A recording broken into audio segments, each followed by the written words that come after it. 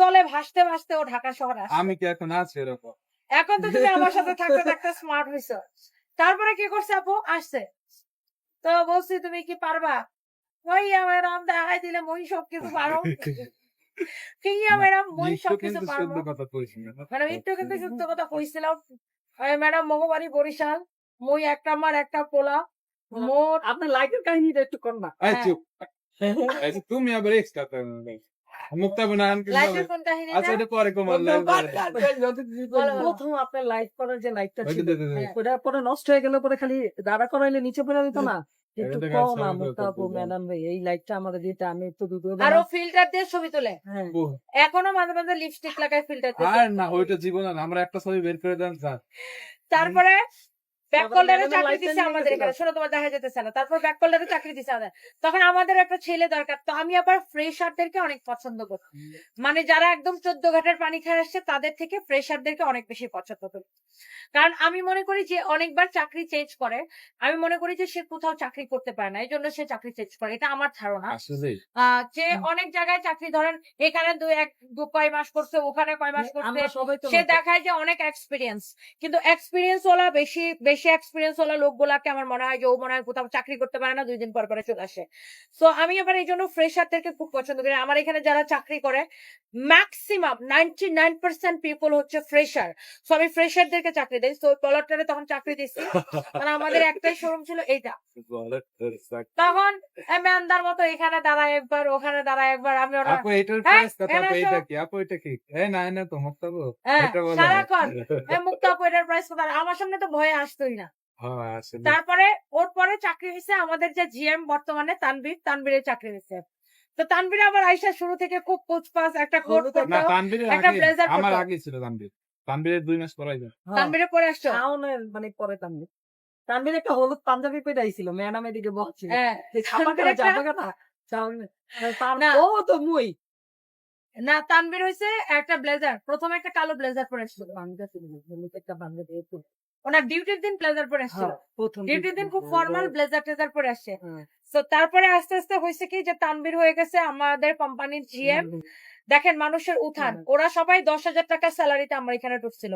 ও 10,000 টাকার স্যালারিতে, ইভেন আমাদের কোম্পানির যে জিএম ও আমাদের কোম্পানিতে 10,000 টাকার স্যালারিতে ঢুকছিল। দুইজনেই সেলসম্যান হিসেবে ঢুকছিল। সেলসম্যান থেকে তখন এখন একটা আউট হচ্ছিল আমাদের একটা শুধু এইটা এটা শুধু ছিল এটা যেখান ছিল। থেকে আমরা লাইভ করতেছি। এটাও অনেক ছোট ছিল। ছোট ছোট এটা তো এখন পরে ভেঙে আমরা অনেক বড় করছি পাশের দোকানগুলা ভাড়া নিয়ে। তখন শুধু আমাদের একটাই দোকান ছিল এইটা। তো তানভীর আর তখন এটা এরকম ডেকোরেশনে ছিল না, আরো কোন রকমে আমরা দোকান চালাইছি। এইখানে দাঁড়ায় লাইভ এখানে কাটোয়ার যারা শাড়ি লাইভ ছিল করতাম, আমাদের কাটোয়ার মেইন শাড়ি বেচতাম। সিগনেচার শোনো, এখন সেলসম্যান থেকে তানভীর হচ্ছে আমাদের কোম্পানির জিএম, আর ফাহিম হচ্ছে আমার অ্যাসিস্ট্যান্ট বা আমার হচ্ছে পিএস যাই বলেন। সো এই হচ্ছে বিষয়। আর শাওন হয়ে গেছে, শাওনও সেলসম্যান ছিল। মুক্তা আপু শাওনও সেলসম্যান থেকে হয়ে গেছে আমাদের কোম্পানির ইনচার্জ, অপারেশন ইনচার্জ। আর মুক্তা হচ্ছে যে আউটলেট ইনচার্জ। এই এখন আমি মুহূর্তে একটা কথা মুক্তাও বলি। সেলসম্যান ছিল, মুক্তাও সেলসম্যান থেকে এখন আউটলেট এখন ইনচার্জ। আমি একটা কথা বলি বলো। মুখ সবার বাড়ি বরিশাল এগুলা সবগুলার বাড়ি বরিশাল। আর এই গরুগুলারে আমি শিখাইতে শিখাইতে আসলে পড়াইতে এখানে আমাদের আনছি। হচ্ছে সত্যি কথা মানে মাঝে লোহা মাঝে যেরকম এমন বকা খাইতো, হ্যাঁ। বকা খায়া এরা কান্নাকাটি করতো আমার বকা খায়া। এইগুলারে বকতে বকতে এদের কথা বলা থেকে শুরু করে সবকিছু শিখাইছে। আসলে আমাদেরকে মনে করেন সত্যি কথা এটা মাঝে মধ্যে বলে মনে করেন আমাদের আমাদের ম্যাম হচ্ছে দ্বিতীয়বার জন্ম নিছে, এটা আসলে ট্রু। কাজে। মানে আমাদের দ্বিতীয়বার মানে ম্যাম জন্ম নিছে, এটা আসলে ট্রু বাস্তব।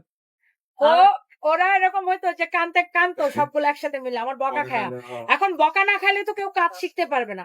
কারো যদি বকা খাওয়ার মন মানসিকতা না থাকে, তাই শাসন যদি অ্যাকসেপ্ট করার মন মানসিকতা না থাকে, তাহলে তো সে কাজ শিখতে পারবে না। ওরা সব কয়টা কাজ শিখে তানভীর হয়েছে জিএম, ও হয়েছে আমার অ্যাসিস্ট্যান্ট, ও ওর শাওন হয়েছে অপারেশন ইনচার্জ, মুক্তা হয়েছে আউটলেট ইনচার্জ।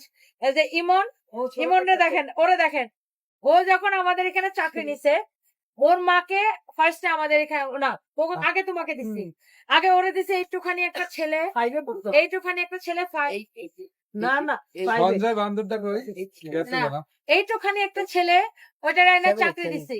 হ্যাঁ, তো আবার ওর বাবা নাই, ওর মারে চাকরি দিয়েছিলাম আমাদের টেইলার্সে। তো এরপরে ও প্রথম চাকরি নিছিল কয় হাজার টাকা বেতন, 5,000 টাকা। 5,000 টাকা বেতনে চাকরি নিছিল। এখন কত টাকা বেতন পায় জিজ্ঞাসা করেন। আলহামদুলিল্লাহ 14,000 টাকা দিন। এখন 14,000 টাকা বেতন পায়, দুইটা আরো বিয়ে 14,000 টাকা কমিশন কামায়। হ্যাঁ, দুইটা অনেক। বিয়ে এটা দেখেন করছে। হাসিটা যেটা দেখেন, দুইটা বিয়ে করছে। 14,000 টাকা বেতন পায়, আরো ওই 14,000 টাকা কমিশন কামায় ও। 5,000 টাকায় চাকরিতে ঢুকছিল আমাদের এখানে। আমি এই মনে দুইটা বিয়ে করছে। না, না, বড় ভাই, ওই এখন এখন বেতন পাও, দুইটা বিয়ে করছে। তো এই পোলাপান গুলারে সবগুলারে হচ্ছে আমি মনে করেন যে শিখাইছি। তারপর ম্যাডাম ওরা কত ছোট থাকতেই কিন্তু আইছে, ওরা কিন্তু আহামরি বড়ও না। না, সবগুলা ছোট। তানভীর এই ভাই গরুটা তো ইন্টার পরীক্ষা দিয়ে আসছে, হয় মাত্র ইন্টার পরীক্ষা দিয়ে তানভীরও তো আসছে। ইন্টার পরীক্ষা দিয়ে আসছে।